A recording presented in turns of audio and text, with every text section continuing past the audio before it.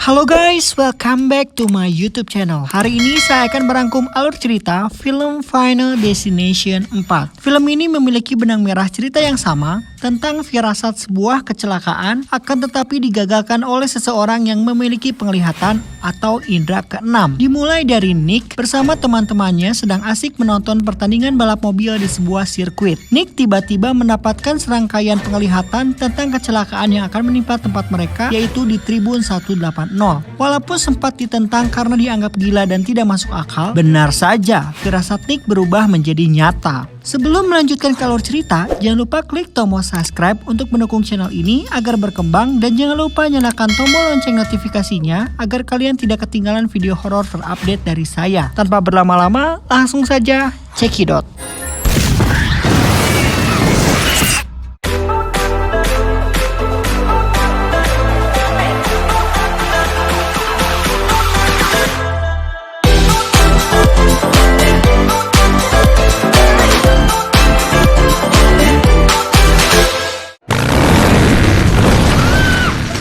Cerita dimulai seorang pria bernama Nick yang sedang asik melihat pertandingan di arena balap mobil bersama dengan pacarnya Lori serta teman-temannya Han dan pacarnya Han yaitu Janet. Saat Nick duduk, kursinya sedikit agak rapuh. Kemudian Han menawarkan arak putih kepada Nick, tapi wanita di depan Han meminumnya. Seorang pria bertopi koboi tiba-tiba datang lalu menghalangi pandangan Lori. Di depan mereka menertawakan kedua anak yang dipasangi tampon sebagai penutup telinga oleh ibunya. Nick teringat kembali akan kursinya yang patah dan mendapati sebuah dinding yang sudah retak. Menurutnya sirkuit ini begitu tua. Tak lama kemudian Nick mendapati secari kertas yang tulisannya "In memory of our beloved drivers", yang bermakna pembalap ini sudah meninggal. Terlihat kejanggalan di sini. Tiba-tiba baut yang berputar dengan sendirinya, lalu benda jatuh menimpa jerigen berisi oli sehingga tumpah ruah. Obeng yang tersangkut di mobil mengakibatkan kecelakaan para pembalap.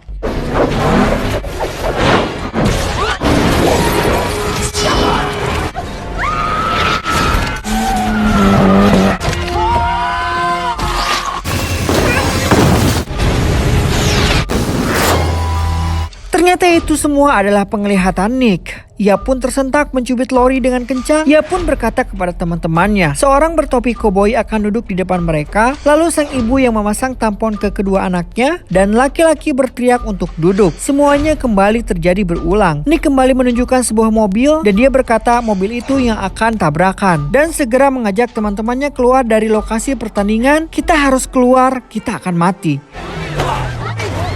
Saat mereka sampai di luar, semua gambaran yang tadi masuk dalam penglihatan Nick menjadi kenyataan. Seorang pria bernama Carter akan kembali ke arena karena isinya masih di dalam. Tetapi sang security George menahan untuk tidak masuk.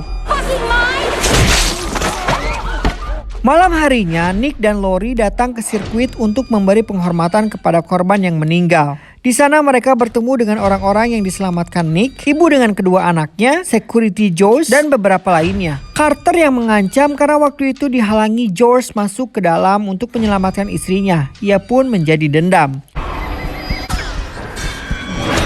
Setelah insiden arena balap, Nick terus mendapat bayangan. Scene berpindah ke Carter yang sedang memasang jebakan di halaman rumah George. Kembali kejanggalan hadir di sini. Secara tiba-tiba radio menyala dengan sendirinya. Mobil maju dengan rantai yang lepas menyebabkan jerigen berisi bensin tumpah. Sayangnya, rantai yang tadi dipersiapkan untuk menyeret George malah berbalik menyeret dirinya sendiri. Keesokan paginya, kematian Carter pun disiarkan di TV. Bayangan kembali menghantui Nick. Nick mengungkapkan bahwa tadi malam bukan sekedar mimpi, melainkan sebuah petunjuk seseorang akan mati dengan bayangannya. Scene berpindah kepada anak-anak yang melempari batu ke tukang potong rumput. Ibunya mengingatkan mereka. Lalu sang ibu masuk ke salon. Dia adalah orang kedua yang akan menerima ajalnya. Kejanggalan pun kembali terjadi di sini. Mulai dari kipas angin yang bautnya hampir lepas, hairspray yang tiba-tiba jalan sendiri menuju catokan rambut yang panas. Setelah selesai, dia dan kedua anaknya bergegas keluar dari salon. Tanpa diduga, Berita kematiannya dimuat di koran. Lori mengatakan ini sama dengan kejadian ledakan penerbangan 180. Mereka yang selamat akan mati satu persatu dengan urutan kematian. Orang ketiga yang akan menerima ajalnya adalah pria mekanik. Nick, Lori, dan George membuat rencana jika mereka dapat mencegah mekanik itu mati, maka akan putus rantai kematiannya dan semuanya akan terselamatkan. Scene berpindah di bengkel, mereka berusaha menjelaskan tentang memutus rantai kematian. Secara tiba-tiba, di belakang mobil terlepas dari tali hampir menabrak sang mekanik.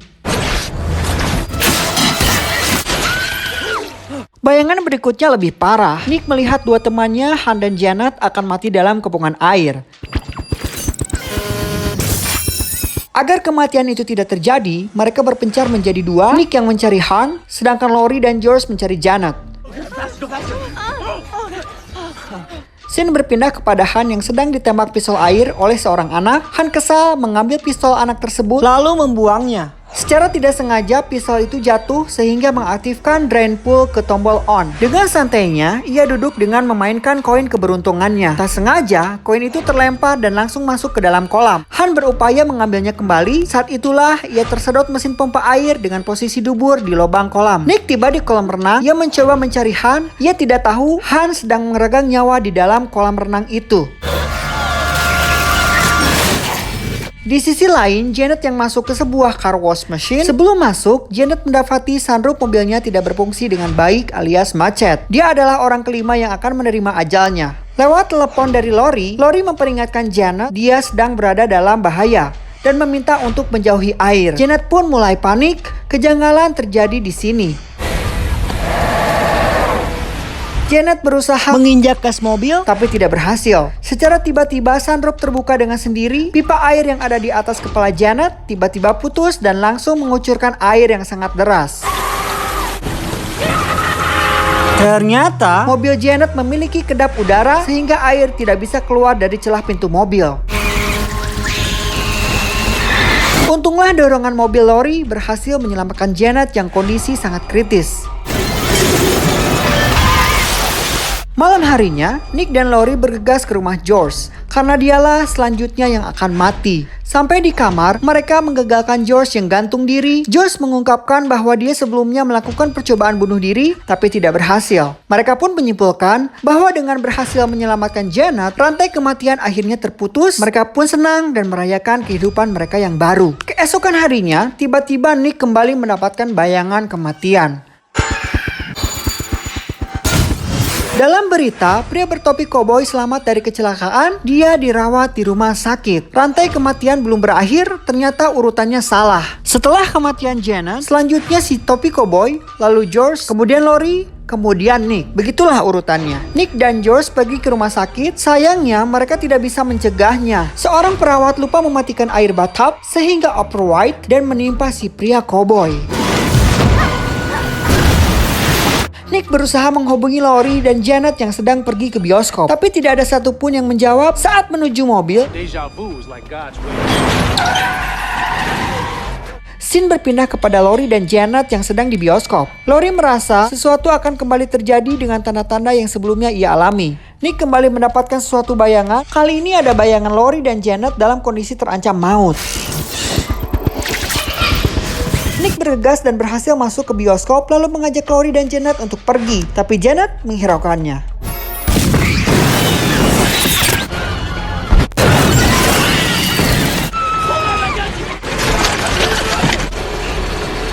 Ternyata itu semua hanya penglihatannya Nick. Dengan diiringi kematian George, Nick segera merubah rencana untuk tidak segera menemui Lori dan Janet. Ia bergegas ke ruangan yang menyebabkan ledakan di penglihatannya. Ia berusaha mematikan api di ruang penghubung yang banyak tabung gas. Walau tangannya cedera, terpaku oleh alat yang tiba-tiba jatuh dari meja, Nick berhasil menggagalkan kematian banyak orang. 2 minggu kemudian, Nick pergi ke sebuah kafe. Di jalan, ia melihat seorang tukang yang bekerja di atas jenjang yang sudah tua. Nick langsung menasihati agar menggantikan jenjang tersebut dengan yang lebih baik. Saat Nick sampai kafe dan duduk bergabung dengan Lori dan Janet, ia pun kembali mendapat firasat.